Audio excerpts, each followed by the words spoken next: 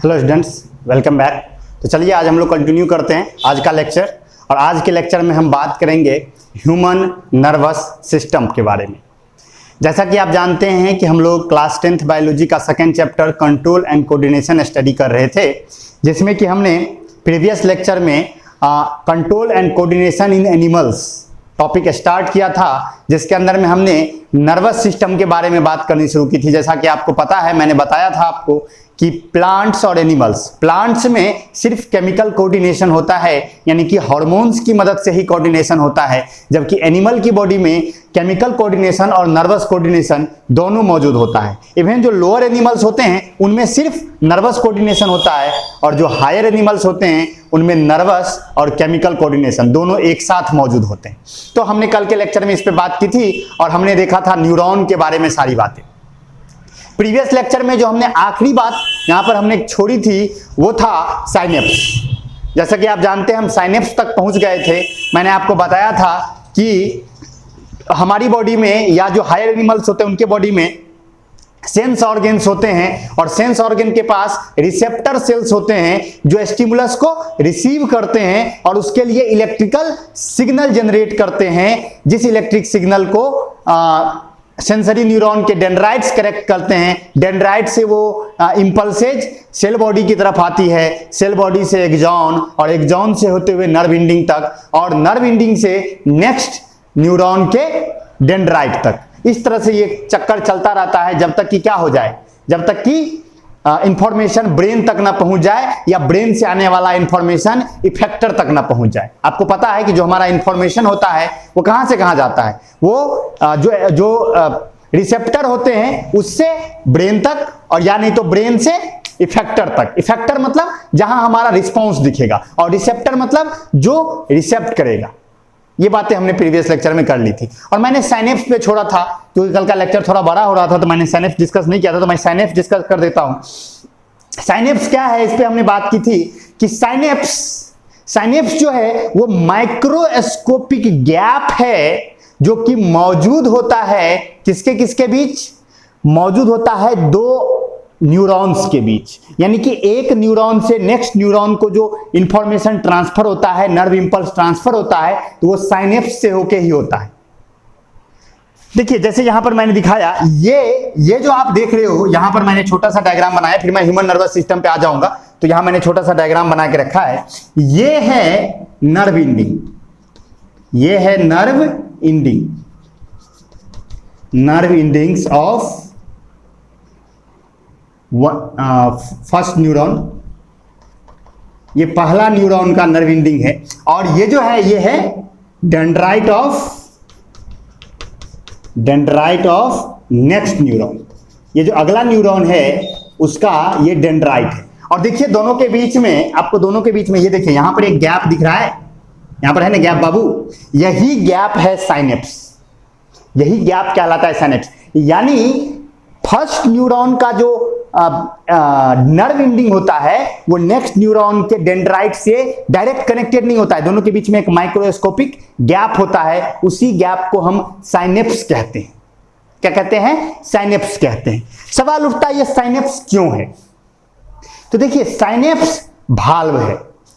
Valve का मतलब क्या? ये इस बात को निश्चित करता है, इस बात को डिसाइड करता है कि इंपल्सेज एक ही डायरेक्शन में फ्लो। हमारे बॉडी के अंदर जो नर्व इंपल्सेज का जो फ्लो है, यानी कि जो सिग्नल्स जो जाती हैं वो एक रास्ते से जाती हैं, यानी बाई डायरेक्शनल नहीं है। जिस होके सिग्नल आती हैं ब्रेन तक जाती है, उस होके सिर्फ जाती हैं, और ब्रेन से आने वाला सिग्नल दूसरे रास्ते से आता है। आपको पता है सेंसरी न्यूरॉन ले जाने का काम करता है और मोटर न्यूरॉन लाने का काम करता है। तो ले जाने का काम और लाने का काम अलग अलग न्यूरॉन का है, सेम न्यूरॉन का नहीं है। समझ रहे हो ना बात? यानी कि इंपल्सेज जो है वो वन वे में चलती है, और इस वन वे को निश्चित कौन करता है? साइनेप्स। साइनेप्स इस बात को निश्चित करता है कि दोनों तरफ से फ्लो ना हो। समझ गए बात? साइनेप्स क्या है समझ में आया? साइनेप्स क्या करता है समझ में आया? वन वे भाल्व है। अब जरा अगर आप इस बात को ध्यान से देखें कि सर इंपल्सेज जनरेट कैसी होती हैं और वो ब्रेन तक पहुंचती कैसे हैं, अगर इस पे आप बात करें तो देखिए होता क्या है। इस पे कुछ बच्चों का डाउट आया था, तो आप ध्यान से सुन लीजिए। सबसे पहले क्या होता है? स्टिमुलस रिसीव होता है। कौन रिसीव करता है? Receptor cells. रिसेप्टर सेल्स के अंदर उसके वजह से केमिकल रिएक्शंस होते हैं। वो जो स्टिमुलस आता है उससे क्या होता है, उसके अंदर रिएक्शंस होते हैं और उस रिएक्शन के रिजल्ट में इलेक्ट्रिकल इंपल्स जनरेट होता है, जिसे हम नर्व इंपल्स भी कहते हैं। इलेक्ट्रिकल सिग्नल जनरेट होता है और वो इलेक्ट्रिकल सिग्नल किसे मिलता है? वो मिलता है डेंड्राइट को। उस रिसेप्टर सेल के पास जो डेंड्राइट गया रहता है जिस न्यूरॉन का, उसके डेंड्राइट को। उस डेंड्राइट से वो सिग्नल कहां जाता है? उसके सेल बॉडी में, उस न्यूरॉन के सेल बॉडी में, और सेल बॉडी से एक्सॉन में, और एक्सॉन से कहां? नर्व एंडिंग में। अब देखो यहां पर नर्व एंडिंग है और ये नेक्स्ट न्यूरॉन का डेंड्राइट है और ये दोनों के बीच में गैप है जिसको साइनेप्स आप कह रहे हो। तो जब ये इंड पर पहुंचेगा सिग्नल, जब यहां सिग्नल पहुंचेगा, ध्यान दीजिएगा, जब सिग्नल यहां पहुंचेगा तो यहां से इसमें कुछ केमिकल्स वो रिलीज कर देगा। इस साइनेप्स में क्या होगा? न्यूरॉन के नर्व एंडिंग से कुछ केमिकल्स रिलीज होंगे। वो केमिकल इस गैप को पार करेगा और पार करके किसके अंदर में पहुंचेगा? नेक्स्ट न्यूरॉन के डेंड्राइट में पहुंचेगा और उस डेंड्राइट के अंदर में फिर वो जो केमिकल्स रिसीव होंगे उससे फिर सिग्नल जनरेट कर लिया जाएगा। यानी कि साइनेप्स को जब जब सिग्नल पार करेगा तो वो केमिकल फॉर्म में आएगा। न्यूरॉन के अंदर वो क्या है?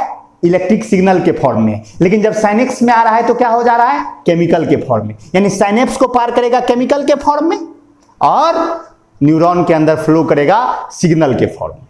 समझ गए? और ये प्रोसेस तब तक कंटिन्यू करता है जब तक कि सिग्नल कहां ना पहुंच जाए? ब्रेन तक ना पहुंच जाए। आई होप आपको ये क्लियर हो गया होगा कि सिग्नल आते कैसे। रिसेप्टर ने सिग्नल जनरेट किया बाय परफॉर्मिंग केमिकल रिएक्शंस, और रिसेप्टर से किसे मिला? डेंड्राइट्स को। डेंड्राइट से किसे मिला? सेल बॉडी को। सेल बॉडी से किसे मिला? एक्सॉन को। एक्सॉन से किसे मिला? नर्व एंडिंग को। नर्व एंडिंग के बाद क्या आया? साइनेप्स। नर्व एंडिंग से साइनेप्स में कैसे गया इंफॉर्मेशन? साइनेप्स क्या था? एक गैप था। साइनेप्स करता क्या है? वन वे वाल्व है, यानी कि वो दोनों तरफ से सिग्नल जाने नहीं देता है, वो वाल्व की तरह काम करता है। तो नर्व एंडिंग में आया, नर्व एंडिंग से इंपल्स क्या हुआ? नर्व एंडिंग से केमिकल रिलीज किया गया साइनेप्स के अंदर। वो केमिकल फिर किसे पार किया? साइनेप्स को। कहां पहुंचा? नेक्स्ट न्यूरॉन के डेंड्राइट में। वहां पर वो फिर क्या हुआ? फिर उस केमिकल से क्या कर लिया गया? सिग्नल जनरेट कर लिया गया।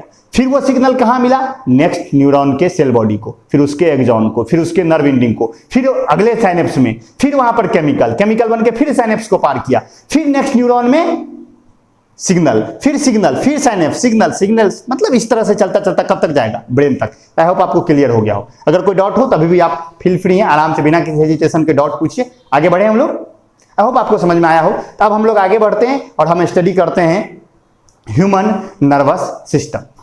ह्यूमन नर्वस सिस्टम, साइनेप्स से जुड़ा हुआ कोई भी डाउट हो फील फ्री, आराम से बिना किसी हेजिटेशन का पूछिए, कोई भी दिक्कत हो पूछिए। और आज के लेक्चर में भी जो मैं पढ़ाने जा रहा हूं, मैं ब्रेन पढ़ाने जा रहा हूं और स्पाइनल कॉर्ड, तो ध्यान से पूरा लेक्चर देखिएगा और कोई भी डाउट हो, क्योंकि इसमें बहुत से नए नए टर्म्स आपको सुनने को मिलेंगे, ध्यान से देखिएगा, आराम से याद हो जाएगा, आराम से याद हो जाएगा। इसलिए मैं ये पूरा लेक्चर बना रहा हूं एक ही बार में, तो थोड़ा लंबा सा लेक्चर बनेगा, लेकिन आप ध्यान से देखेंगे तो कहीं भी कोई भी छोटा सा भी डाउट नहीं होगा। तो ध्यान से देखिए मैं क्या बता रहा हूं। ओके, तो let's start human nervous system.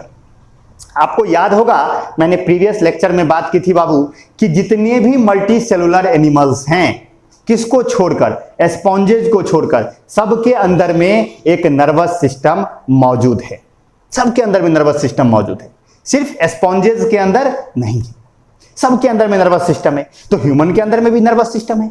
और अगर देखा जाए तो मैंने यह भी बताया था कि जैसे जैसे ऑर्गेनिज्म एडवांस होते गए, उसके बॉडी का नर्वस सिस्टम भी क्या होता गया? एडवांस होता गया। और as you know, human most advanced mammals हैं। ह्यूमन को माना जाता है कि सबसे अधिक डेवलप्ड, सबसे अधिक एडवांस ऑर्गेनिज्म है, सबसे अधिक एडवांस एनिमल है। तो अगर हम सबसे अधिक एडवांस एनिमल है तो हमारा जो नर्वस सिस्टम होगा वो सबसे अधिक डेवलप्ड होगा। तो human nervous system is the most developed nervous system in all organism. यही तो एक ताकत है जिसके बल पे हम दुनिया पे राज कर रहे हैं। ह्यूमन आज पृथ्वी पे किसका राज है? अगर देखा जाए तो पृथ्वी पे किसका राज है? ह्यूमंस का। ह्यूमन ही राज कर रहे हैं। अलग बात है कोरोना आके हम लोग को घर में घुसा दिया, वो अलग चीज है, लेकिन फिर भी हमारा अगर हम कहा जाए तो धरती पर राज कौन करता है? अर्थ का सबसे एडवांस प्राणी आप किसे बोलेंगे? ह्यूमन को ही ना बोलेंगे। और ह्यूमन जो सबसे अधिक एडवांस है, वो सबको अपने बस में कर लिया, सब कुछ अपने हिसाब से चला रहा है इस धरती को। इस धरती का विनाश भी ह्यूमन की वजह से होगा और इस धरती का उद्धार भी ह्यूमन की वजह से होगा। सच में उद्धार क्या होगा, नेचर खुद का उद्धार कर लेती है, हम लोग तो विनाश ही कर रहे हैं। लेकिन फिर भी जो कुछ भी इस धरती का फेट है, जो भी इस धरती का भविष्य है, वो किस पर आश्रित है, हम पर आश्रित है, ह्यूमन पर आश्रित है। किसकी वजह से, हमारे नर्वस सिस्टम की वजह से। ये ब्रेन ही तो हमें इतना ताकतवर बनाता है। हमारे पास कोई एक्स्ट्रा गुण नहीं है। अगर आप देखो तो हम तेंदुए की तरह, हम चीते की तरह भाग नहीं सकते, तेंदुए की तरह तेज हमारी दांत नहीं है, कुत्ते की तरह हमारे सूंघने की क्षमता नहीं है, गिद्ध की तरह हमारी आंखें नहीं है। हम सभी दृष्टिकोण से फिजिकली हम सभी जानवरों से कमजोर हैं, लेकिन एक मामले में हम दूसरे जानवरों से आगे हैं, और वो है हमारा ब्रेन, हमारा नर्वस सिस्टम। यही नर्वस सिस्टम हमें इतना योग्य बनाया कि आज हम इस पूरे अर्थ पर किसी को भी अपने कब्जे में कर सकते हैं। एक गोली मारेंगे, शेर को मार देंगे। हाथी की तरह हमारा विशाल शरीर नहीं है, हाथी की तरह हम ताकतवर नहीं है, लेकिन एक इंसान हाथी को वश में नहीं करता है। बिल्कुल करता है। किसकी बदौलत, नर्वस सिस्टम की बदौलत। तो ह्यूमन का जो नर्वस सिस्टम है वो मोस्ट एडवांस है। तो नोट में देखिए लिखा हुआ है कि like all other animals humans also have a well developed nervous system. Actually human पजेज the most advance and developed nervous system on the earth. यानी कि ह्यूमन के पास इस धरती का सबसे अधिक एडवांस और सबसे अधिक डेवलप्ड नर्वस सिस्टम है। ठीक है। अगर आप ह्यूमन नर्वस सिस्टम की बात करें तो वो 3 पार्ट्स से बना हुआ है। ह्यूमन नर्वस सिस्टम को 3 पार्ट्स में बांटा जाता है, central nervous system, peripheral nervous system and autonomic nervous system.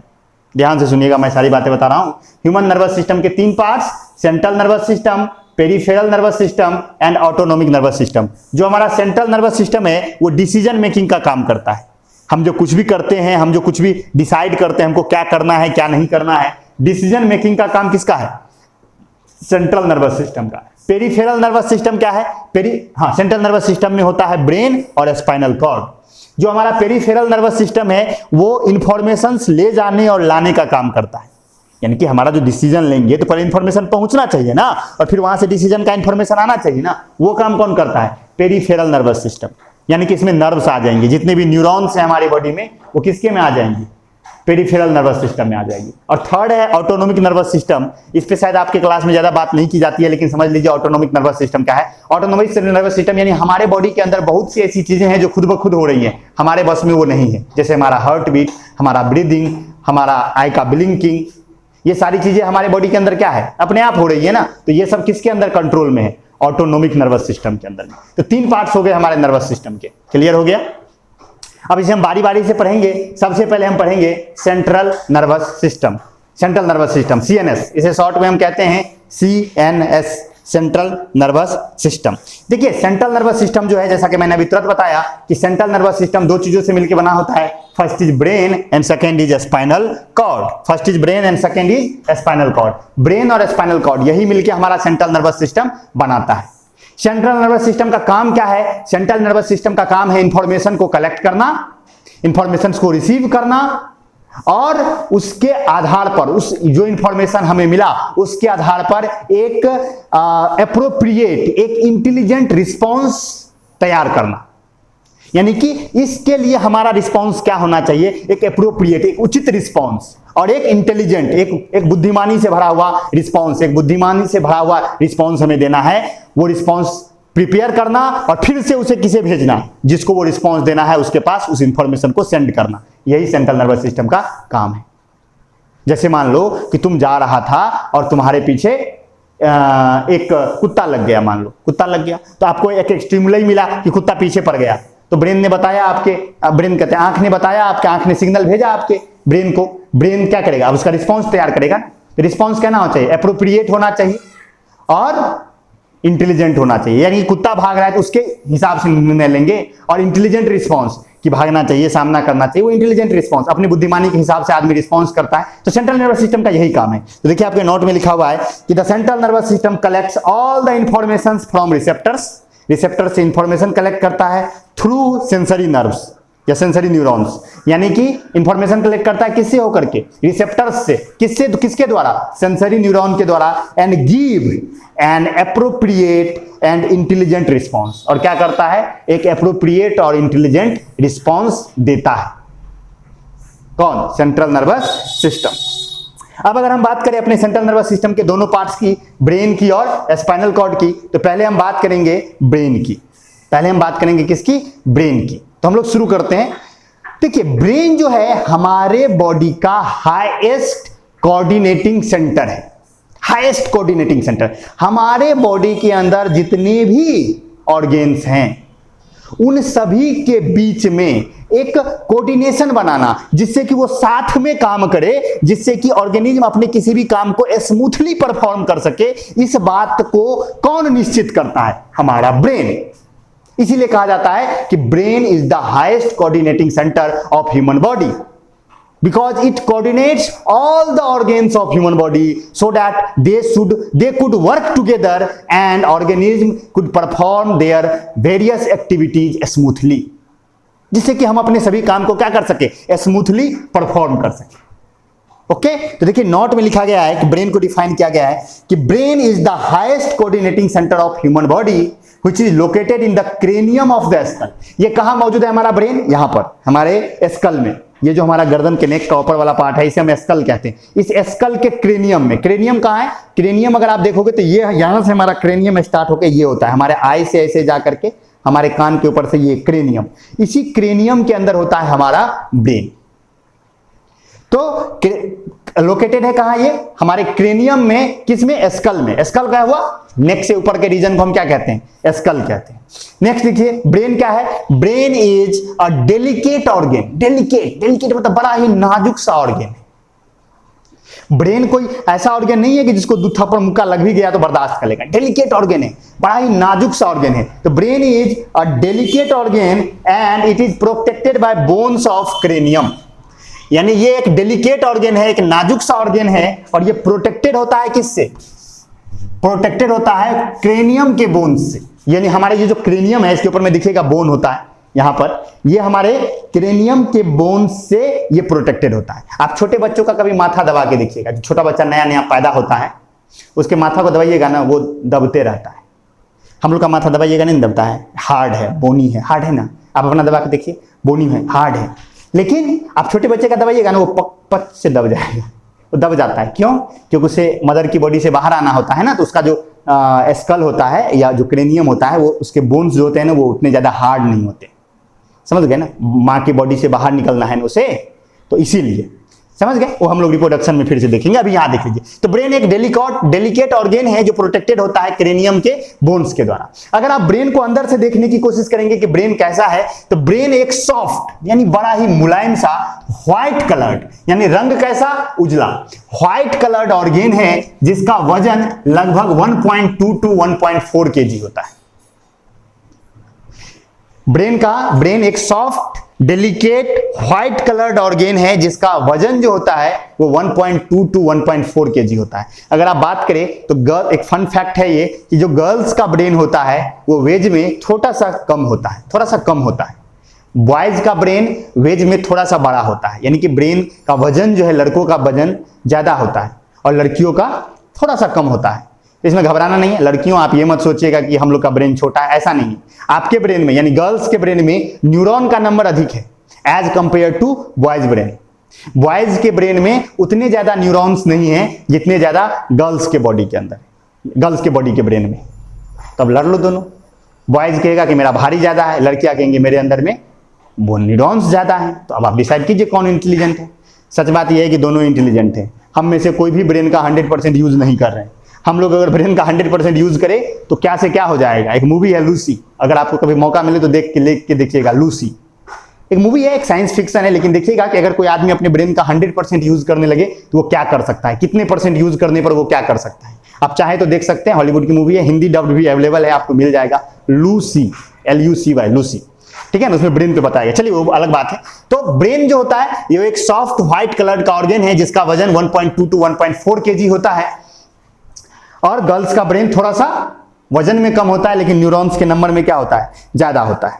अब अगर बात करें तो ब्रेन, अब देखिए आपको मैंने बताया था, जब से मैं बता रहा हूं, मैंने हार्ट बताया, किडनी बताया, लंग्स बताया, मैंने सब जगह बताया कि जो हमारे जितने भी वाइटल ऑर्गेन्स है, जो हमारे लिए हमारे जो मेन ऑर्गेन्स है, उसके चारों तरफ क्या होता है? मेम्ब्रेन का कवर होता है, और सिंगल नहीं डबल तक होता है। जैसे हार्ट के चारों तरफ डबल लेयर था पेरिकार्डियम, लंग्स के चारों तरफ क्या था?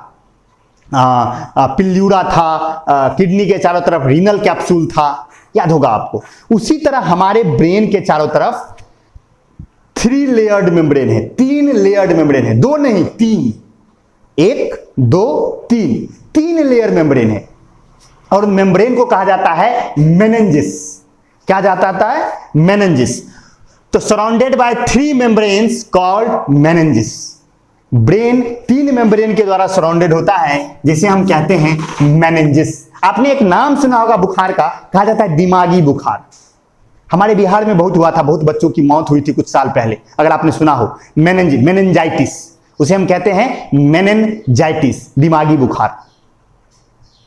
उसी मेनिंजिस में होता है वो, समझ गए? तो हमारे बॉडी के अंदर 3 मेनिंजिस है। 3 मेनिंजिस क्या है? मेम्ब्रेन है, जो क्या करता है? ब्रेन को सराउंड करता है।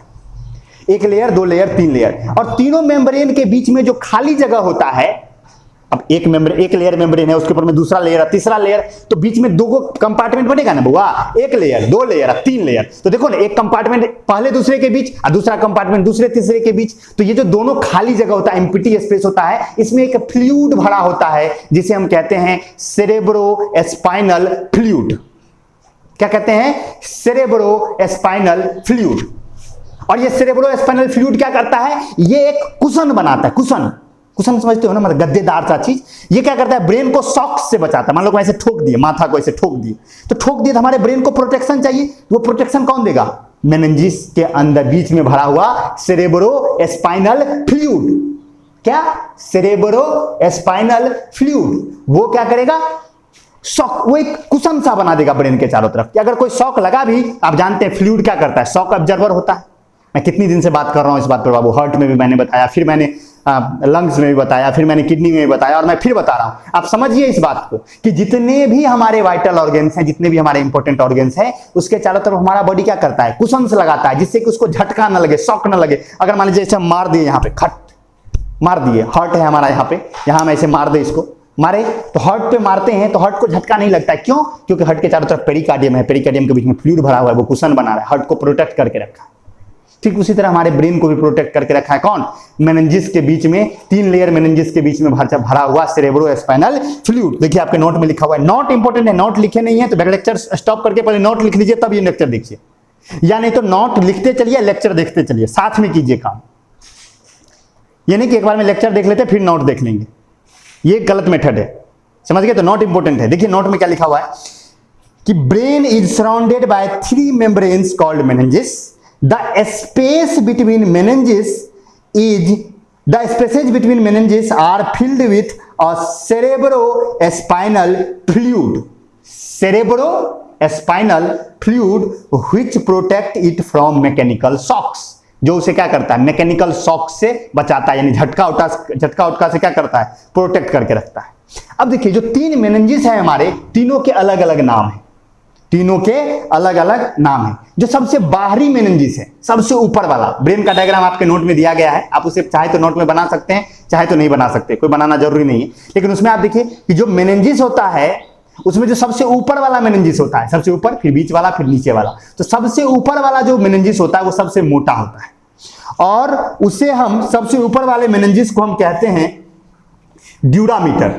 क्या कहते हैं? ड्यूरामीटर। DURAMATER, नोट में लिखा हुआ है ड्यूरामीटर। ड्यूरामीटर वो सबसे ऊपर वाला मेनिंजिस है, ड्यूरामीटर। वो मोटा होता है और फाइब्रस होता है। ठीक उसके नीचे वाला जो मिडिल वाला है, उसे कहा जाता है आर्कनॉइड मेम्ब्रेन। सबसे ऊपर वाला को ड्यूरामीटर, अगर मान लीजिए यहां मैं डायग्राम बनाऊं तो 3 लेयर है, 1 लेयर, 2 लेयर एंड 3 लेयर। सबसे ऊपर वाला क्या है? ड्यूरामीटर, जो कि सबसे मोटा है। ये नीचे वाला क्या है? Arachnoid membrane. और सबसे नीचे वाला क्या है? पियामेटर। सबसे नीचे वाला क्या है? पियामेटर। याद रखिएगा। आप चाहे तो याद रख सकते हैं, भूल भी सकते हैं, बोर्ड के लिए नेसेसरी नहीं है, लेकिन याद रखिए। बोर्ड के लिए क्या नेसेसरी है वो तो हम क्लास में रिवाइज करेंगे तो वहां पता दिया जाएगा ना। अभी आप नॉलेज के पर्पज से पढ़ रहे हैं तो ध्यान से सुनिएगा। तो हमारे ब्रेन के चारों तरफ 3 लेयर मेनिंजिस है। सबसे ऊपर वाला मेनिंजिस सबसे मोटा है, फाइब्रस है, जिसका नाम है ड्यूरामीटर। उसके बीच वाला जो है आर्कनॉइड मेम्ब्रेन, जो कि थीन है, उसकी तुलना में पतला है और वेस्कुलर है। और सबसे अंदर वाला जो है उसे कहा जाता है पियामेटर, सबसे अंदर वाला, और वो जो है वो भी वेस्कुलर है और वो सबसे पतला है। पियामेटर जो होता है वो सबसे पतला होता है। तो देखिए लिखा हुआ है आपके नोट में कि the outer thick fibrous meninges is called dura mater, the middle thin vascular meninges is called arachnoid membrane and the inner thin vascular meninges is called pia mater। उसे क्या कहा जाता है? पिया मैटर। तो मेनिंजेस क्लियर हो गया। और मेनिंजेस के बीच में एम्प्टी स्पेस के बीच में क्या भरा होता है? सेरेब्रोस्पाइनल फ्लूइड, जो शॉक से बचाता है। चलिए इतना आगे बढ़ गए, अब हम आगे बढ़ते हैं ब्रेन में। ब्रेन का इंट्रोडक्शन क्लियर हो गया। अब देखिए ब्रेन 3 पार्ट्स में डिवाइड किया जा सकता है। ब्रेन को कितने पार्ट्स में डिवाइड किया जा सकता है? 3 पार्ट्स में। First is fore brain, second is mid brain and third is hind brain. Brain के 3 parts, fore brain, mid brain, hind brain. समझ गए? तो देखिए आपके नोट में भी लिखा हुआ है कि the brain is broadly divided into 3 regions, forebrain, midbrain and hindbrain. First is forebrain. हम फोर ब्रेन को स्टडी करना शुरू करते हैं। It is the main thinking part of brain, यानी हम जो सोचने का काम करते हैं ब्रेन से, वो थिंकिंग पार्ट कौन है? हमारा फोर ब्रेन। फोर ब्रेन ही थिंकिंग पार्ट है। और फोर ब्रेन के अंदर में अगर आप देखो तो इसके अंदर में भी 3 पार्ट है। सेरेब्रम, क्या है? Cerebrum, olfactory lobes and diencephalon. ध्यान से सुनिएगा। सबसे पहले ब्रेन के 3 पार्ट्स हुए, कौन कौन? Fore brain, mid brain, hind brain. और फोर ब्रेन के 3 पार्ट्स हुए। फोर ब्रेन क्या है? Main thinking part of brain. और उसके 3 पार्ट हुए, कौन कौन? Cerebrum, olfactory lobes and third is diencephalon. Okay, तब हम बारी बारी से पढ़ेंगे। What is cerebrum? तो नोट में देखिए सेरेब्रम के बारे में क्या लिखा है। It is the largest part of brain, यानी ब्रेन का ये सबसे बड़ा पार्ट है, which control different activities of body like muscular activity, response to touch, smell, hearing etc। समझ गए? यानी हमारे बॉडी का हमारे ब्रेन का सबसे लार्जेस्ट पार्ट कौन है? सेरेब्रम है। और इसका काम है थिंक करना, सोचना, और ये कंट्रोल करता है हमारे बॉडी के सभी एक्टिविटीज को। जो भी आप कर रहे हो, जो भी आप बोल रहे हो, अभी मैं बोल रहा हूं ना, मैं सोच के बोल रहा हूं। एक बात बताइए, मैं पढ़ा रहा हूं तो मैं ब्रेन से सोच के बोल रहा हूं। वो जो सोच है वो कहां स्टोर्ड है? ये जो मेमोरी है मेरा कहां स्टोर्ड है? मेरे सेरेब्रम में। आप अभी ये पढ़ रहे हैं तो आप इसे याद करना चाहेंगे, तो आप इसे कहां स्टोर करेंगे? अपने सेरेब्रम में। समझ गए बात? तो जितनी भी एक्टिविटीज हैं उसे कंट्रोल करने का काम हमारा कौन करता है? सेरेब्रम करता है। और ये हमारे ब्रेन का सबसे लार्जेस्ट पार्ट है। जितने भी हमारे वॉलेंट्री एक्शंस हैं, वो सब के सब कंट्रोल होते हैं हमारे सेरेब्रम के द्वारा। वॉलेंट्री एक्शंस मतलब जो आपके वश में है। जैसे मैं बोल रहा हूं, ये मेरे वश में है ना। मैं चाहूं तो चुप हो सकता हूं, मेरे बस में है। मैं चाहूं तो यहां हाथ ऐसे कर सकता हूं, मैं चाहूं तो ऐसे कर सकता हूं, मैं अपने हाथ ऐसे कर सकता हूं, ऐसे कर सकता हूं, चश्मा उतार सकता हूं, पहन सकता हूं। समझ रहे हो ना बात? ये सारे एक्शंस वॉलेंट्री एक्शंस हैं, क्योंकि ये हमारे अंदर में है, हमारे अधीन है। तो ये सारे एक्शंस हैं वॉलेंट्री एक्शंस, और इन सारे वॉलेंट्री एक्शंस को कंट्रोल करने का काम कौन करता है? सेरेब्रम। तो हमारे नियरली सारे के सारे वॉलेंट्री एक्शंस सेरेब्रम के द्वारा ही कंट्रोल होते हैं।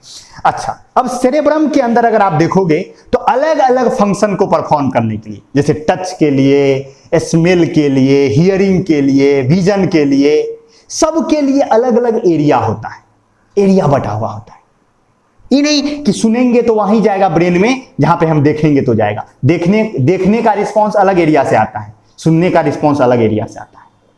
समझ रहे हो बात? यानी अलग अलग एक्टिविटीज के लिए हमारे सेरेब्रम में अलग अलग एरिया होता है। देखिए लिखा हुआ है कि cerebrum has different areas for performing different functions. अलग अलग फंक्शन को परफॉर्म करने के लिए हमारे बॉडी में हमारे ब्रेन में, हमारे सेरेब्रम में अलग अलग एरिया होता है। तो देखिए हमारा जो पूरा सेरेब्रम है, हमारा आपको पता है सबसे लार्जेस्ट पार्ट सेरेब्रम हुआ। तो हमारा जो पूरा का पूरा सेरेब्रम है उसके 2 पार्ट होते हैं। 2 पार्ट। आप ब्रेन का डायग्राम देखोगे तो 2 पार्ट ऐसे करके घुमा हुआ डायग्राम देखोगे गूगल पे या कहीं भी, या मैं नोट में इंक्लूड कर दूंगा। देखिएगा 2 पार्ट होता है, राइट एंड लेफ्ट। तो हमारे सेरेब्रम के 2 पार्ट, उसे कहा जाता है हेमीस्फीयर, उसे कहा जाता है सेरिब्रल हेमीस्फीयर। क्या कहा जाता है? Cerebral hemisphere. तो हमारे सेरेब्रम के 2 पार्ट्स हैं, 2 cerebral hemisphere. One is right cerebral hemisphere and one is left cerebral hemisphere. The left cerebral hemisphere जो है वो हमारे बॉडी के राइट पार्ट को कंट्रोल करता है, और जो हमारा राइट सेरेब्रल हेमीस्फीयर है वो हमारे बॉडी के लेफ्ट पार्ट को कंट्रोल करता है। ध्यान देने की चीज है ये। हमारा जो लेफ्ट सेरेब्रल हेमिस्फीयर है वो हमारे बॉडी के राइट पार्ट को कंट्रोल करता है, यानी इस हाथ को कंट्रोल कहां से किया जा रहा होगा, हमारे लेफ्ट सेरेब्रल हेमिस्फीयर से, राइट हैंड को। और लेफ्ट हैंड को किससे कंट्रोल किया जा रहा होगा, हमारे लेफ्ट सेरेब्रल नहीं, हमारे राइट सेरेब्रल हेमिस्फीयर से। समझ रहे हो बात, देखिए नोट में लिखा गया है कि cerebrum consists of two cerebral hemispheres.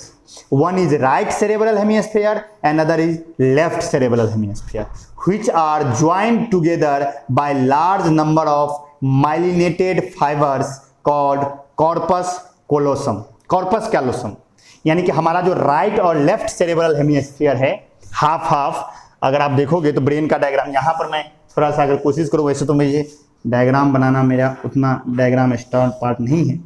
अब मान लो ब्रेन का ये हाफ पार्ट हुआ और ये हाफ पार्ट हुआ, तो ये मान लो अब अगर ऐसे देखो, ऐसे मान लो ये ब्रेन का है, तो ये क्या हो जाएगा, ये राइट हो जाएगा और ये लेफ्ट हो जाएगा। वो उधर से देखो तो राइट लेफ्ट, तो ये राइट है लेफ्ट है, ये राइट वाला किसे कंट्रोल करेगा, हमारे लेफ्ट बॉडी पार्ट को, और ये लेफ्ट वाला किसे कंट्रोल करेगा, हमारे राइट बॉडी पार्ट को। और ये जो होगा वो एक दूसरे से कनेक्टेड होगा कॉर्पस कोलेसम से। कॉर्पस कोलेसम से, कॉर्पस कोलेसम क्या होता है, वो माइलिनेटेड फाइबर्स होते हैं, एक दूसरे से कनेक्टेड होते हैं वो कॉर्पस कोलेसम से। देखिए लिखा गया है, they are joint together by large number of myelinated fibres called corpus callosum. यानी कि हमारा जो राइट और लेफ्ट सेरेब्रल हेमिस्फीयर है वो कॉर्पस कोलेसम के द्वारा ज्वाइंट होता है। ठीक, हाँ, तो ये हमारे दो पार्ट हो गए, लेफ्ट और राइट। अब देखिए हमारा जो सेरेब्रम होता है उसका जो सबसे आउटर पार्ट होता है, सबसे बाहरी पार्ट, यानी मान लो ये सेरेब्रम है तो सबसे जो बाहरी पार्ट होगा वहां पर बहुत ही ज्यादा डेंस न्यूरॉन होता है। वहां पर न्यूरॉन्स, जो ब्रेन किससे बनेगा, न्यूरॉन से ही बनेगा ना। तो हमारा जो आउटर पार्ट है हमारे सेरेब्रल हेमिस्फीयर का या सेरेब्रम का, वो वहां पर बहुत ही डेंस नेटवर्क होता है, किसका, न्यूरॉन्स का, और उसे कहा जाता है सेरेब्रल कॉर्टेक्स। हमारे सेरेब्रम का आउटर पार्ट डेंस न्यूरॉन से, डेंस न्यूरॉन होते हैं वहां पर, डेंस न्यूरॉन नेटवर्क होते हैं, जिसे हम कहते हैं सेरेब्रल कॉर्टेक्स। और सेरेब्रल कॉर्टेक्स का जो अपर पार्ट देखोगे तो उस पे वो फोल्डेड होता है। अगर आप ब्रेन का कभी डायग्राम देखे हो तो ब्रेन में क्या रहता है, जैसे लगता है ना ऊपर नीचे ऊपर नीचे ऊपर नीचे, जिगजैग सा दिखता है ना आपको, कभी देखे हैं ना ब्रेन का डायग्राम देखे होंगे या नोट में भी दिया गया है। आप ब्रेन का डायग्राम देखो, लगेगा जिगजैग सा, जैसे लगता है क्या कुछ ऊपर नीचे ऊपर नीचे ऊपर नीचे है। तो वो जो फोल्डेड पार्ट्स होता है ना, वो फोल्डेड होता है, हाईली फोल्डेड होता है। तो देखिए आप में लिखा हुआ है कि the outer region of cerebral hemisphere which contain dense packed nerve cells are called cerebral cortex and the surface of cerebral cortex is highly folded. बहुत ज्यादा क्या होता है, फोल्डेड होता है, यानी कि ऊपर नीचे होता है। आई होप आपको समझ में आया। ओके, आगे बढ़ते हैं। हर एक सेरेब्रल हेमिस्फीयर में 3 फंक्शनल एरियाज होते हैं। दोनों सेरेब्रल हेमिस्फीयर में 3 फंक्शनल एरियाज होते हैं। एक होता है सेंसरी एरियाज, एक होता है मोटर एरियाज, और एक होता है association areas. Sensory areas, motor areas and association areas. Sensory areas नाम से ही आप समझ रहे होंगे, ये क्या करता है, इंफॉर्मेशन रिसीव करता है फ्रॉम द सेंसरी न्यूरॉन्स। देखिए लिखा हुआ है कि the sensory areas receive nerve impulses coming from receptors through sensory neurons. Sensory neuron से आने वाले इंफॉर्मेशन को रिसीव करता है कौन, सेंसरी एरियाज। मोटर एरियाज क्या है, the areas which transmit nerve impulses to various organs and glands, that is effectors. यानी कि मोटर एरियाज क्या हुआ, वैसा एरिया हुआ जो क्या करता है, सिग्नल वापस भेजता है, रिस्पॉन्स भेजता है। किसे, रिस्पॉन्स या तो मसल को आएगा या ग्लैंड्स को आएगा। हमारे बॉडी के अंदर यही दोनों इफेक्टर्स हैं, या तो मसल्स हैं या ग्लैंड्स हैं। जैसे हाथ में प्लेट छू गया तो हम हाथ ऐसे खींच लेते हैं, वो क्या हुआ, हाथ में प्लेट छू गया, हमने हाथ ऐसे खींचा तो हमारे बाइसेप्स इफेक्टर था ना, तो बाइसेप्स मसल है। अगर मान लो कि हम प्यूबर्टी को गेन किए, आप जानते हैं क्लास 8 में पढ़ चुके हैं, जब आप प्यूबर्टी को गेन करते हैं तो आपके बॉडी के अंदर, बॉयज की बॉडी के अंदर टेस्टोस्टेरोन रिलीज होता है, यानी तो गर्ल्स की बॉडी के अंदर प्रोजेस्टेरोन और एस्ट्रोजन रिलीज होता है। तो वो ग्लैंड्स का हार्मोन है। तो ब्रेन को पता चला कि प्यूबर्टी गेन हुआ, तो वो ग्लैंड के पास इंफॉर्मेशन भेजा कि चलो सिक्रीट कर दो।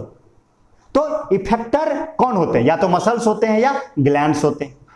तो मोटर एरियाज क्या करता है, रिस्पॉन्स भेजता है किसे, इफेक्टर्स को, यानी कि मसल्स को या ग्लैंड्स को। किसके थ्रू, थ्रू मोटर न्यूरॉन।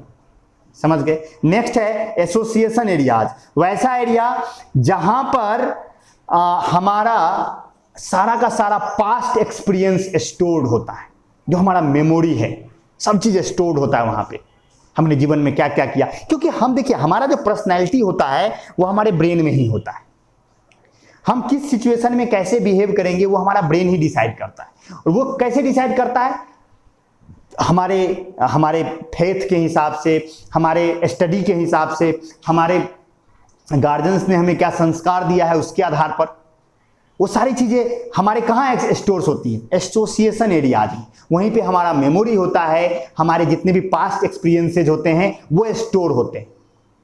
और एसोसिएशन एरियाज सेंसरी एरिया और मोटर एरिया को ज्वाइंट करने का काम करता है, और वहीं पर सारा डिसीजन लिया जाता है on the basis of our intelligent, our intellectuals. हमारा जो इंटेलेक्ट है, कि हम इंटेलेक्ट और इंटेलिजेंट अलग अलग चीज है। इंटेलेक्ट, इंटेलिजेंट मतलब समझ रहे हो ना, मतलब अभी हम इंग्लिश थोड़े पढ़ा रहे हैं, मतलब कि जो हमारी बुद्धिमत्ता है, जो हमारे विचार हैं, जिस तरह का हमारा थॉट है, सोच है, उसके हिसाब से डिसीजन लिया जाता है, और वो सारे के सारे स्टोर्ड होते हैं कहाँ? एसोसिएशन एरियाज में। आई होप आपको समझ में आया। तो 3 एरियाज हो गए हमारे सेरेब्रल हेमिस्फीयर के, sensory areas, motor areas and association areas. Sensory areas signal लेगा किससे? रिसेप्टर से, through sensory neurons. Motor areas signal भेजेगा किसको? इफेक्टर को, through motor neurons. And association areas में हमारे सारे के सारे पास्ट एक्सपीरियंसेस, हमारी सारी की सारी मेमोरी स्टोर्ड है, और वही डिसाइड करता है सारी चीजों को। आई होप आपको समझ में आया होगा। तो यही था हमारा पहला पार्ट, सेरेब्रम। तो सेरेब्रम आई होप आपको समझ में आया होगा। सेरेब्रम के बारे में आपको ज्यादा कुछ ना भी याद रहे तो आप इतना याद रखिएगा, जो मैं बोल रहा हूं अब 3-4 लाइन वो याद रखिएगा। It is the largest part of human brain. It controls all the voluntary actions of human body, like hearing, speaking, singing. ये सारी चीजें कहां से स्टोर होती है? सेरेब्रम से। इतना भी आप याद रख ले, पर्याप्त है। Second is olfactory lobes. Olfactory lobes नाम से ही शायद आपको पता चल गया होगा कि स्मेल से जुड़ा हुआ कुछ है, क्योंकि मैंने पिछले दिन भी बात की थी। ऑल्फैक्टरी रिसेप्टर्स कहाँ होता था? नोज में, जो स्मेल करता था। तो ऑल्फैक्टरी लोब्स हमारे फोर्थ ब्रेन का एक ऐसा पार्ट है जो मेनली किसके साथ एसोसिएटेड है? स्मेल के साथ। देखिए लिखा हुआ है कि they are concerned with sense of smell. Olfactory lobes का इतना काम है स्मेल को पहचानना। स्मेल से जुड़ा हुआ जो भी चीज है, सारा कुछ किससे जुड़ा हुआ है? ऑल्फैक्टरी लोब से जुड़ा हुआ है। समझ गए। And next is diencephalon. Diencephalon क्या है? ये हमारे बॉडी का रिले सेंटर है। रिले सेंटर, हमें भूख लगती है, प्यास लगती है, नींद लगता है, यानी जितने भी ये हमारे डेली वर्क हैं, समझ गए ना, इन सभी को कंट्रोल करता है कौन? डायनसेफेलॉन। देखिए लिखा हुआ है कि it acts as relay centre. Relay centre मतलब क्या? कि it is control centre of hunger, thrust, sleep, body temperature, fatigue, emotions, etc। हम थक गए, हमें एनर्जी बचा है, नहीं बचा है, हम इमोशंस, सब कुछ किससे कंट्रोल होता है? डायनसेफेलॉन से। ठीक है। और ये हमारे इनवॉलेंट्री एक्शंस को भी थोड़ा बहुत कंट्रोल करता है। हमारे कुछ इनवॉलेंट्री एक्शंस हैं जो किसके द्वारा कंट्रोल होते हैं?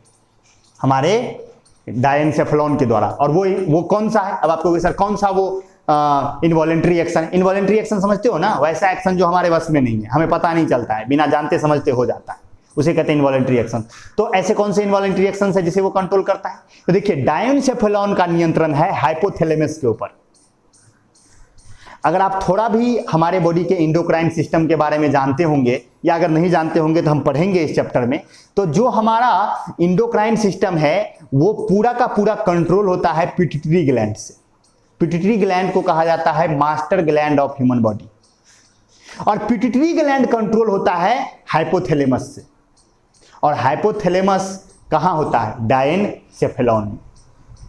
समझ के बाद देखिए नोट में लिखा गया है कि डायनसेफेलॉन पजेज हाइपोथैलेमस, यानी डायनसेफेलॉन के पास हाइपोथैलेमस होता है which regulate the secretion of pituitary gland, जो पिट्यूटरी ग्लैंड के सिक्रीशन को रेगुलेट करता है। क्या करके? न्यूरो हार्मोन्स को रिलीज करके। तो हाइपोथैलेमस न्यूरो हार्मोन्स रिलीज करते हैं, सच में देखा जाए तो हाइपोथैलेमस बस इतना ही करता है ना, वो पिट्यूटरी ग्लैंड को कहता है कि ये सिक्रीट कर दो, ये सिक्रीशन बंद कर दो। जैसे उसे अगर ग्रोथ करना है तो कहेगा ग्रोथ हार्मोन सिक्रीट कर दो, वो सिक्रीट कर देगा। फिर कहेगा इसे बंद कर दो, बहुत हो गया, तो बंद कर देगा। यानी पिट्यूटरी ग्लैंड किसके कंट्रोल में? हाइपोथैलेमस। हाइपोथैलेमस कहाँ है? डायनसेफेलॉन में। और पिट्यूटरी ग्लैंड क्या है? Master gland of human body.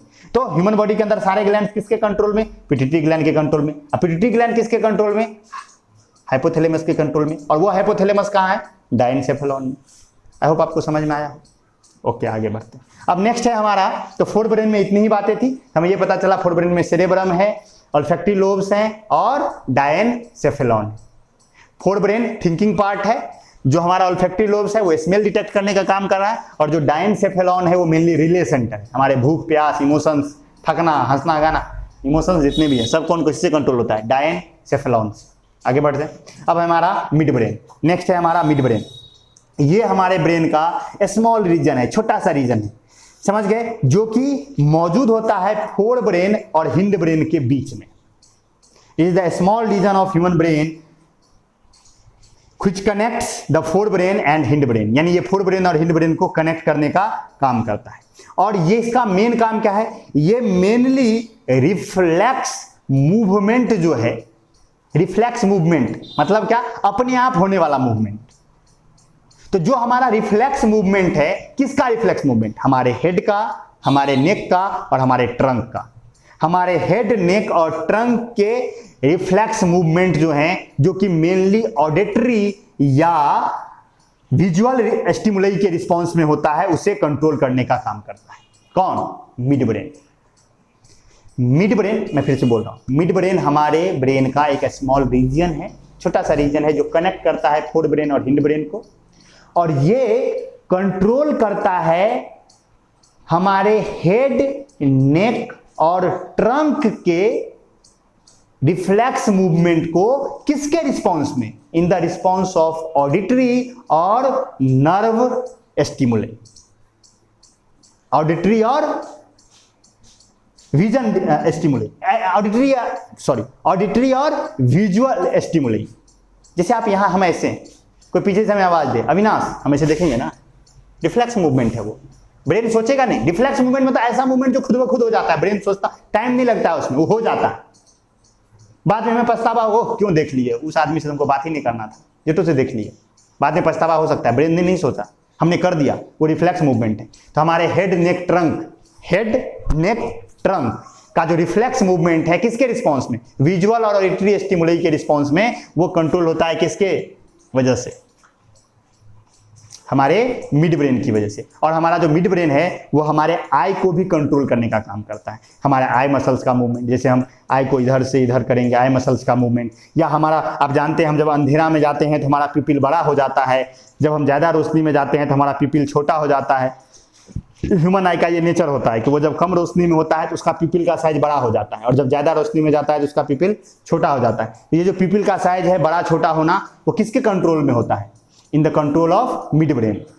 तो देखिए क्या लिखा है कि they control the reflex movement of head, neck and trunk in response to visual and auditory stimuli. समझ गए? It also control the eye muscles, change in pupil size and shape of eye lens. यानी eye lens का मोटा पतला होना, eye lens भी हमारा मोटा पतला होता है। अगर हम दूर के ऑब्जेक्ट को देखते हैं तो हमारा आईलेंस पतला होता है, पास के ऑब्जेक्ट को देखते हैं तो आईलेंस मोटा हो जाता है। जब ज़्यादा रोशनी में जाते हैं तो पिपिल छोटा हो जाता है, कम रोशनी में जाते हैं तो पिपिल बड़ा हो जाता है। ये और आई मसल्स का मूवमेंट, ये जो आई का मूवमेंट है हमारा, ये सारा का सारा किससे कंट्रोल होता है? हमारे मिड ब्रेन से। अब आपको ये सब नहीं समझ में आया कैसे पिपिल छोटा बड़ा या आई लेंस का मोटा पतला? कोई बात नहीं बाबू, एक चैप्टर है फिजिक्स में, human I and colourful world, आराम से समझेंगे। आप बस यही समझ लीजिए कि आई से जुड़ा हुआ जो भी चीज़ है वो किसके कंट्रोल में है? मिड ब्रेन के कंट्रोल में। मिड ब्रेन में कोई फर्दर डिवीजन नहीं है। जैसे सेरेब्रम, ऑल्फैक्टरी लोब्स और डायनसेफेलॉन था ना फोर ब्रेन में, वैसा कोई डिवीजन किसमें नहीं है? मिड ब्रेन में नहीं। डिवीजन है किसमें? हिंड ब्रेन में। डिवीजन किसमें है? हिंड ब्रेन में। तो अब हम बात करते हैं हिंड ब्रेन पर।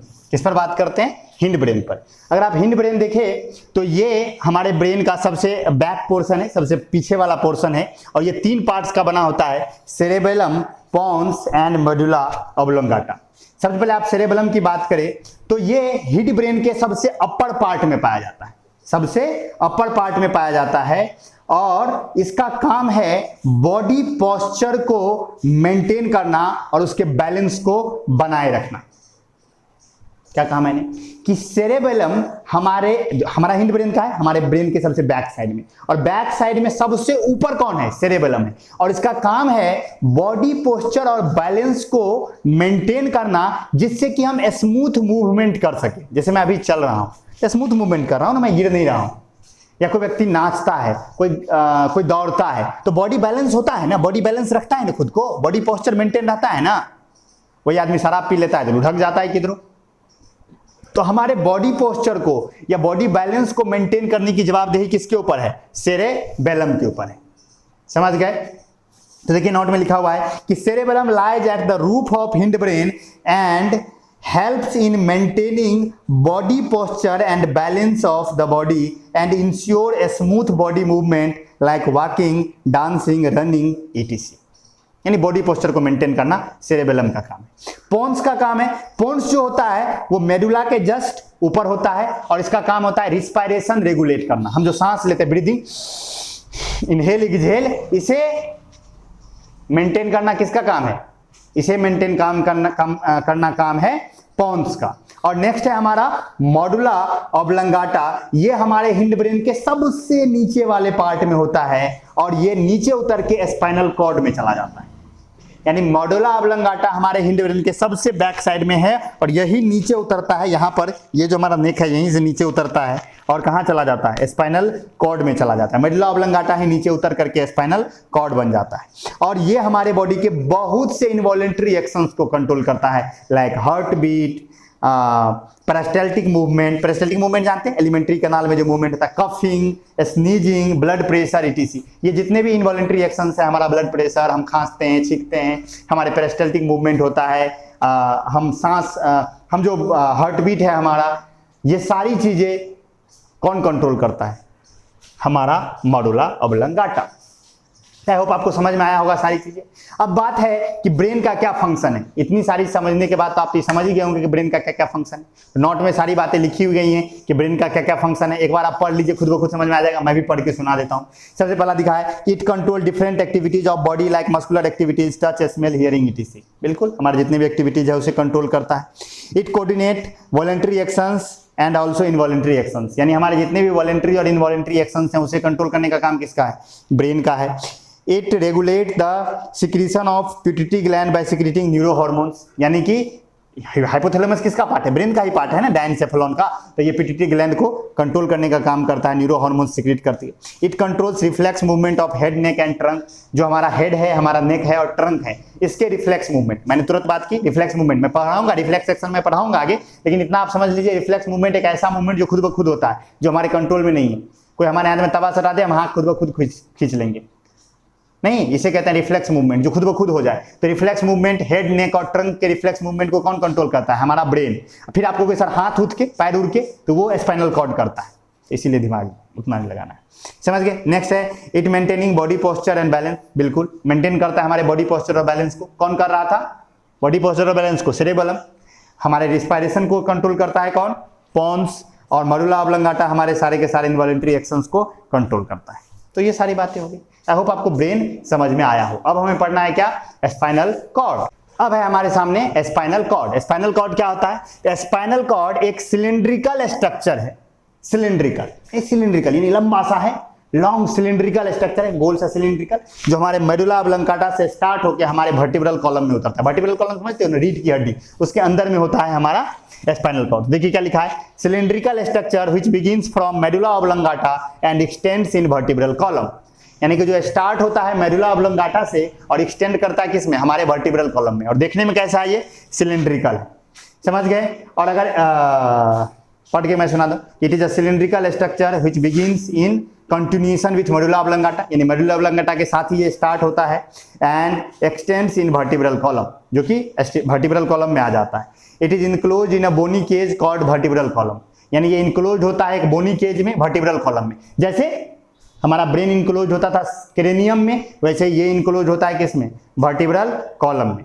ठीक है? और इसके भी चारों तरफ मेनिंजिस होते हैं, बिल्कुल वही 3 meninges, dura mater, arachnoid membrane and पिया मैटर, इसमें भी तीनों मेनिंजिस इस पे लिपटे हुए होंगे। इस पे भी मेनिंजिस कंटिन्यू है और मेनिंजिस के बीच में सेरेब्रो स्पाइनल फ्लूइड, समझ गए। और इसका अगर काम देखें तो ये इसका मेन सेंटर है ये रिफ्लेक्स एक्शन का। हमारे जो भी रिफ्लेक्स एक्शंस होते हैं, रिफ्लेक्स एक्शंस मैं फिर से बता रहा हूं, मैं फिर से पढ़ाऊंगा, लेकिन अभी आप समझ लीजिए रिफ्लेक्स एक्शंस का वैसे एक्शंस जो खुद ब खुद हो जाते हैं। जैसे हमारे हाथ में किसी ने तवा सटाया, मैंने हाथ खींच लिया, कि कोई आके हमारे हाथ में चक्कू मार दे, हम हाथ खींच लेंगे, कोई आके कहे हमारे कान में हु कर दे, हम डर जाएंगे, ये सब हमारे रिफ्लेक्स एक्शन है। तो ये सारे के सारे रिफ्लेक्स एक्शन के मेन सेंटर कौन है? मेन सेंटर है हमारा स्पाइनल कॉर्ड। वैसे हमारा हेड, नेक और ट्रंक का रिफ्लेक्स एक्शन कौन कंट्रोल करता है? हमारा ब्रेन। और हेड, नेक, ट्रंक के अलावा जो भी बॉडी पार्ट्स हैं उन सभी के रिफ्लेक्स एक्शन को कौन कंट्रोल करता है? हमारा स्पाइनल कॉर्ड। समझ में आया? और स्पाइनल कॉर्ड का सबसे मेन फंक्शन है ब्रेन को इंफॉर्मेशन भेजना और ब्रेन से इंफॉर्मेशन लाना। याद रखिए, हमारे ब्रेन के अंदर जितने भी नर्व्स जाते हैं वो यहीं से जाते हैं, यहां से। आगे आगे से नर्व्स नहीं जाता है, सारे के सारे नर्व्स यहां से, बॉडी के पार्ट से सारे के सारे नर्व्स इस नेक के बैक रीजन से हमारे ब्रेन में इंटर करते हैं, यानी कि स्पाइनल कॉर्ड से होते हैं। तो स्पाइनल कॉर्ड का मेन, सबसे मेन कंसीडर्ड है वो किसके साथ? रिफ्लेक्स एक्शन तो है ही, साथ ही साथ वो सबसे मेन क्या करता है? हमारे ब्रेन को इंफॉर्मेशन भेजना और वहां से इंफॉर्मेशन को बॉडी में पहुंचाना। ये सारा का सारा काम स्पाइनल कॉर्ड करता है। तो आई होप आपको आज का पूरा लेक्चर समझ में आया, इतना ही बात हमें पढ़ना था। आई होप आपको समझ में आया। नोट को अच्छे से पढ़िए, लेक्चर को ध्यान से देखिए और कोई भी डाउट हो तो पूछिए, मैं वॉइस नोट में आंसर भेजूंगा, चिंता मत कीजिए। जो भी डाउट हो, थोड़ा सा भी डाउट हो, सभी बच्चे ध्यान सुनिए, आज के लेक्चर के लिए मैं स्पेशली बोल रहा हूं, थोड़ा सा भी समझ में ना आए तुरंत प्रॉब्लम डेस्क में भेजिए और मैं तुरंत वॉइस नोट में आंसर भेजूंगा, लिख कर नहीं, वॉइस नोट में। जब तक आपको समझ में नहीं आएगा मैं समझाता रहूंगा, ये इंपॉर्टेंट पॉइंट है, इसलिए मैं बात कर रहा हूं। समझ गए? तो बढ़िया से कर लीजिए और जो भी प्रॉब्लम हो उसे पूछिए, मैं पक्का बताऊंगा। हम लोग नेक्स्ट लेक्चर में मिलेंगे और नेक्स्ट लेक्चर में जब हम मिलेंगे तो हम आगे की और आगे पढ़ना शुरू करेंगे, यानी कि जो हमारा पेरिफेरल नर्वस सिस्टम है उसके बारे में पढ़ना शुरू करेंगे। इस चैप्टर में अगर आपको कुछ भी कठिन लगता ना तो यही टॉपिक कठिन लग सकता था जो आपने अभी पढ़ा है ब्रेन के बारे में। ये समझ में आ गया, बाकी सारी चीजें बहुत ईजी है। तो इस लेक्चर को ध्यान से देखिए, कोई भी दिक्कत हो तो आराम से पूछिए, मैं बिल्कुल बताऊंगा, घबराने की कोई जरूरत नहीं। और जो बच्चे लगातार लेक्चर नहीं देख रहे हैं तो वो तो याद रखिए कि जब इंस्टीट्यूट खुलेगा तो आपके साथ क्या होगा। तो लेक्चर्स आपको देखना है, इतनी मेहनत मैं किसी के लिए नहीं कर रहा हूँ, आप ही लोगों के लिए कर रहा हूँ। और आप लेक्चर ही नहीं देख रहे हैं तो फिर तो करना कोई फायदा ही नहीं। रिवीजन मैं करवाऊंगा क्लास में, लेकिन रिवीजन करवाने से पहले आपको पता चल जाएगा कि लेक्चर नहीं देखने का क्या फल होता है, इतना तो आप जान ही लीजिए। इसलिए जो बच्चे लेक्चर नहीं देख रहे हैं और जो आपके कोई मित्र हैं जो नहीं देख रहे हैं ना, तो उसे सजेस्ट कीजिए कि लेक्चर देखा करो, नहीं तो पता चल जाएगा कि क्या होता है। जिस तरह से लॉकडाउन बढ़ रहा है, तुम्हारे पास कितना समय बचेगा नहीं बचेगा वो भी फिक्स नहीं है, और इतनी मेहनत आप ही लोगों के लिए हो रही है। तो कम से कम कंटिन्यूसली देखा कीजिए और सारे के सारे प्रॉब्लम्स जो भी हैं वो पूछा कीजिए। ओके, तो मिलते हैं हम लोग नेक्स्ट लेक्चर में। See you soon, bye bye, take care.